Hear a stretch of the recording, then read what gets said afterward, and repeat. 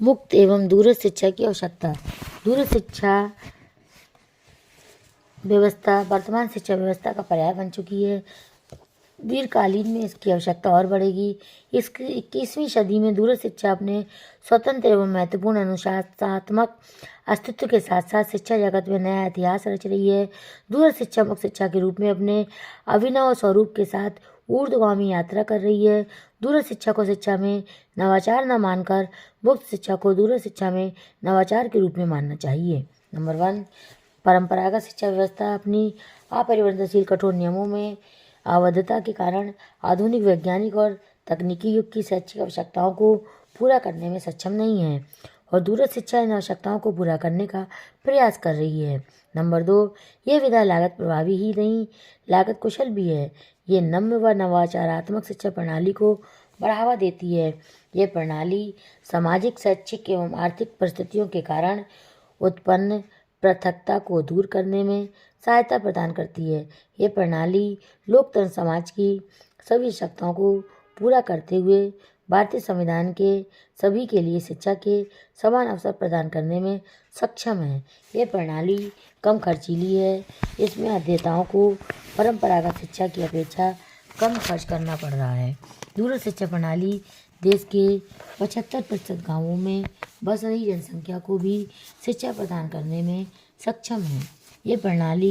यह शिक्षा प्रणाली व्यवस्था विभिन्न व्यवसायों में कार्यरत लोगों को भी आगे पढ़ने के अवसर प्रदान करती है। यह प्रणाली घर घर शिक्षा उपलब्ध कराने में असमर्थ परंपरागत शिक्षा प्रणाली के पूरक के रूप में कार्य कर रही है। यह प्रणाली सामाजिक व आर्थिक रूप से पिछड़े लोगों को समाज के उपयोगी नागरिक बनाने में सहायता करती है।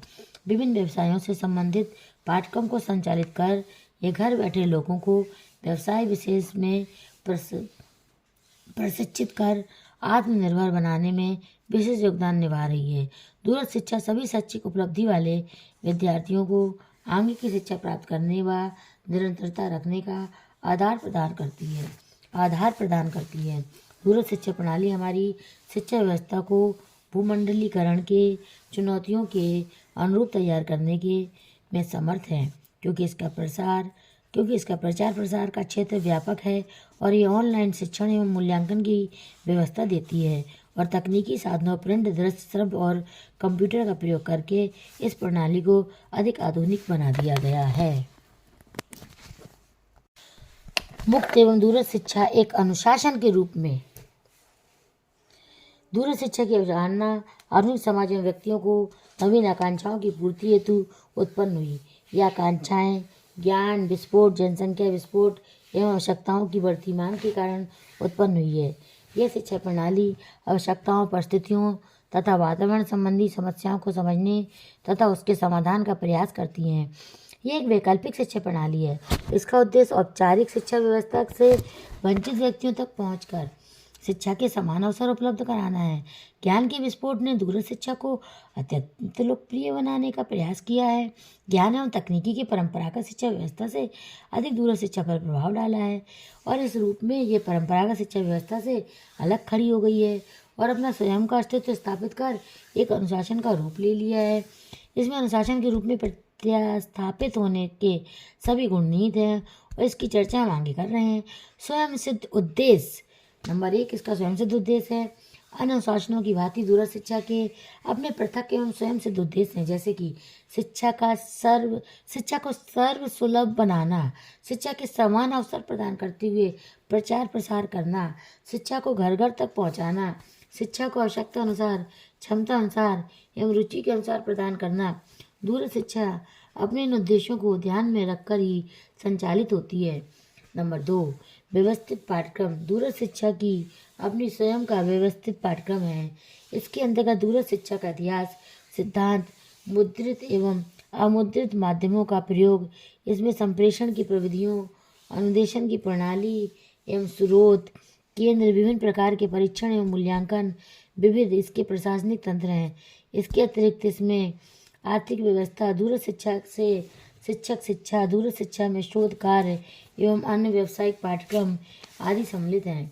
इसमें विभिन्न प्रकार के सैद्धांतिक पाठ्यक्रमों के अतिरिक्त व्यावसायिक पाठ्यक्रम भी संचालित किए जा रहे हैं। संपूर्ण पाठ्यक्रम में उद्देश्यों एवं उपयोगिता के साथ नवीनता को विशेष रूप में समाहित किया जाता है। इसकी पाठ्यवस्तु प्रभावी संप्रेषण, व्यूह रचनाओं एवं शिक्षा के बहुआयामी उपगामों की जानकारी प्रदान करती है। नंबर 3, विविध शिक्षण विधियों का समावेश। दूरस्थ शिक्षा में प्रत्यक्ष कक्षा शिक्षण का अभाव अवश्य पाया जाता है, पर यह इस कमी को पूरा करने हेतु अपनी स्वयं की शिक्षण विधियों को व्यवस्थित किया है। पाठ्यवस्तु के संप्रेषण हेतु विविध माध्यमों को प्रयोग में लाया जाता है। इसमें संप्रेषण अवश्य ही एक मार्गीय होता है और शिक्षक छात्र का संबंध स्थापित नहीं हो पाता है, तो इसमें पाठ्यवस्तु के प्रस्तुतिकरण पर बल दिया जाता है। इसके अतिरिक्त सहायक प्रणाली के रूप में अध्ययन केंद्रों में परामर्श सत्रों एवं कार्यशालाओं को आयोजित कर प्रत्यक्ष संपर्क की कमी को पूरा करने का प्रयास किया जाता है। ये अनुदेशन प्रणाली को अधिक प्रभावी बनाने की एक विधि के रूप में कार्य करते हैं। नंबर 4, सामाजिक एवं व्यवसायिक क्रिया से संबंधित।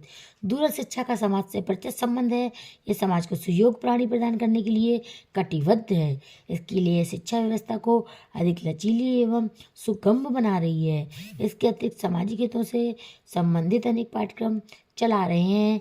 इसके अतिरिक्त इस व्यवस्था से व्यवसायिक कुशलता विकसित करने हेतु भी अनेक व्यावसायिक पाठ्यक्रम संचालित हो रहे हैं। नंबर 5, अपना चिंतन क्षेत्र।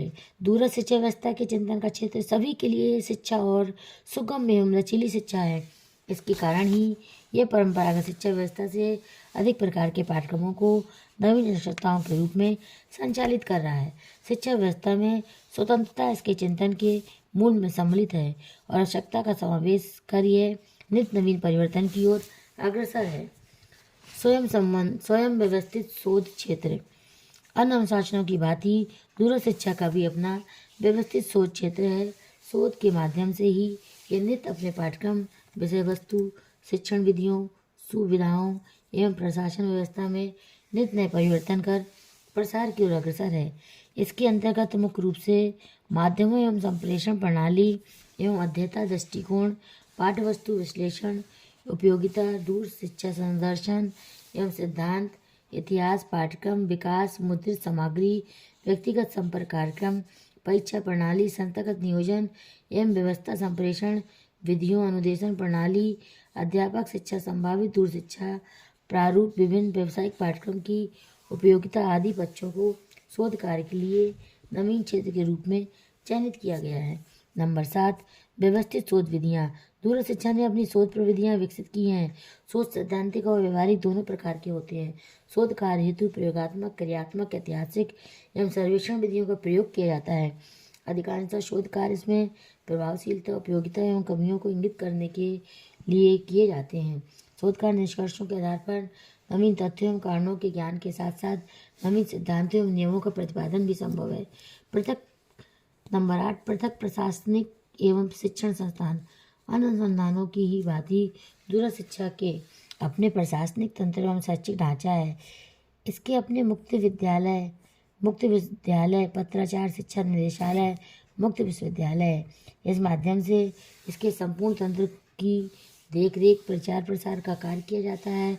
इसका प्रशासनिक तंत्र भी केंद्रीकृत किया गया है, क्षेत्र एवं जनपदों में विभाजित है, सभी एक केंद्र से संचालित होते हैं।